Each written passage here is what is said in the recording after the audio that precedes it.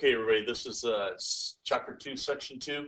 This is a two-step equation, so we're just kind of taking what we did last section and adding an extra step. So if you can go ahead in your notes and go ahead and write in two-step equations, and if you could go ahead and then write in the definition for that.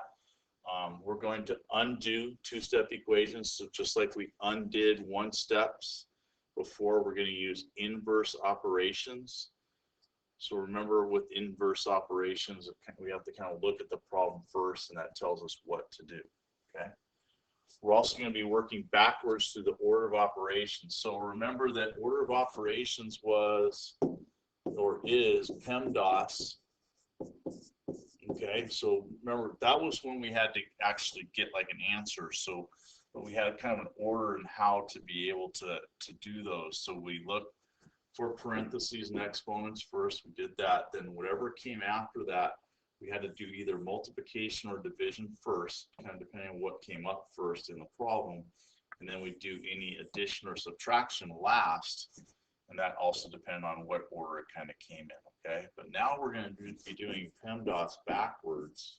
Okay. Typically, the parentheses, we might have to deal with them, but usually with exponents, we might not have to worry about that too much right now, okay? But we're going to undo, or the inverse of operations, depending on which one we see, their subtraction or addition in the problem, we do its opposite. Same thing with multiplication or division. We do that after we add or subtract to get stuff gone, and just kind of depending on what we have.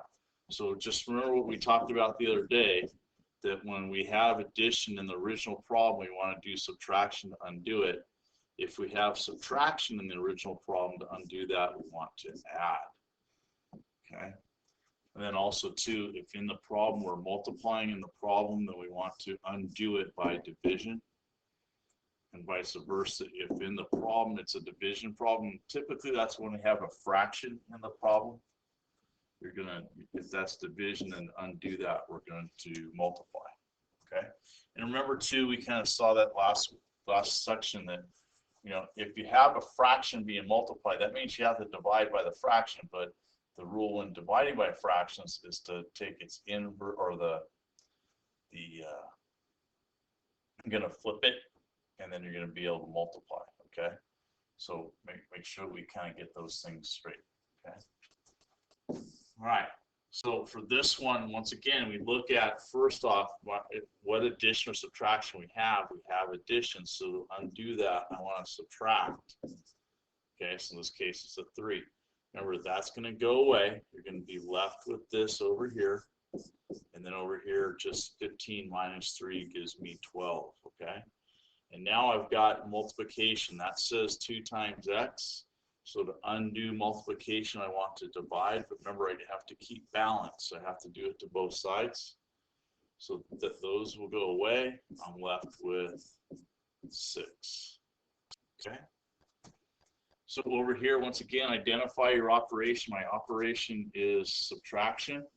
So I want to add, do the inverse or the opposite. Okay. So that just goes away. I'm left with this fraction here, and it equals 8.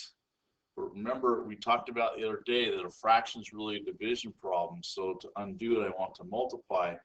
So really, the denominator helps me figure out what do I multiply it by. So I'm going to multiply this by 2. Okay, that really just makes that go away. I'm left with the number or the letter, the variable on top. I get that, and 8 times 2 is 16. Okay, so that's a two-step problem. Identify your operation you have in the problem, get rid of it. What we're really trying to do is isolate the variable. Okay, some people might say I moved the number or the constant. In this case, the constant was a -3. I moved the constant to the other side. Okay, all right. So we got this problem here. I'm going to do kind of a common sense part of this problem, and then we're going to write a math equation for it too. Okay. So I'm making this bulletin board. I'm advertising something we're doing as community service, let's say at your church or something like that. And we're going to use a half a sheet of paper for these ads that we're going to put up on this bulletin board. We also need 5 sheets of paper for a title banner. Okay, so we're going to put a banner or a title thing above the ads.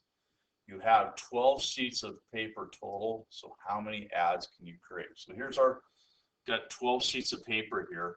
I'm going to get rid of these first 5 just because that's going to be my banner, right? So I'm not going to use them for the ads. I'm going to say this is what our church is doing for this community service thing, okay? These other sheets of paper, I'm going to cut each one of them in half, and each half of a sheet is going to be a banner, or I'm sorry, an ad. Well, I've got 7 pieces of paper left after I made my banner.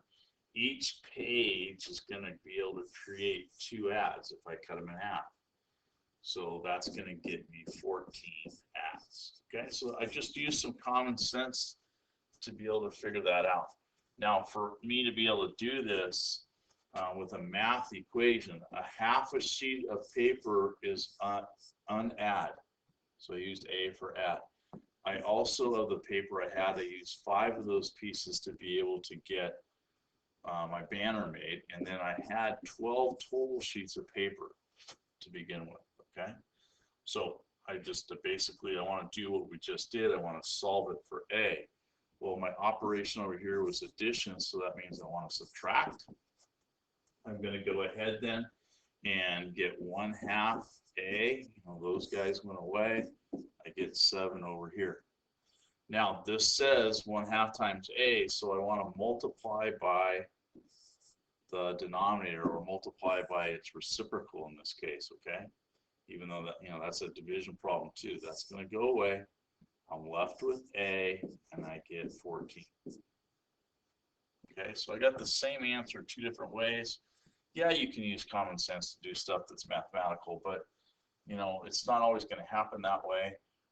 We have to be able to understand what's going on and write an equation, and that will help us figure some stuff out. And I can keep using that equation when things change. Maybe the ads, maybe I'll have 4 ads per page, or maybe I'll have more paper to work with.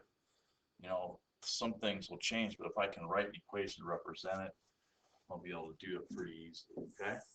All right. Now we get a problem like this, and we talked about the operation here. Okay. Well, I see an operation right there, but since I don't know what x is, I can't add 7 here because now it's a part of the whole thing. It's a fraction. Okay.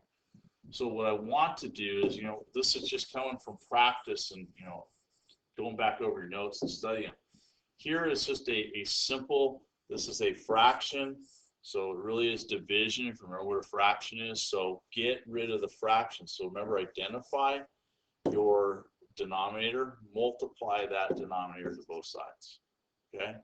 So this one we have to do it a little bit different because of the type of number this is. This really represents some number. But the 3's will now go away. I'm left with what I have on top, equals -12 times 3 is -36. Okay. So this one doesn't necessarily follow the rules that we had before, but it's a different type of operation, a different number basically. Okay. So there's a certain set of rules for it. Now it's pretty easy. So 1-step problem, I'm going to do the opposite of subtraction. I'll add, and I get -29. Okay, so I would put a star next to this. This is one that you guys need to make sure you go back and look at, because it really didn't follow the rules, but it's not really the same kind of problem that the rules were for. Okay. All right. So that kind of took us to the end of that one. So please make sure you go back over that. Make sure the homework assignment that goes with it, you really work hard at it, and ask any questions if you get confused or whatever. Okay. All right. Take care.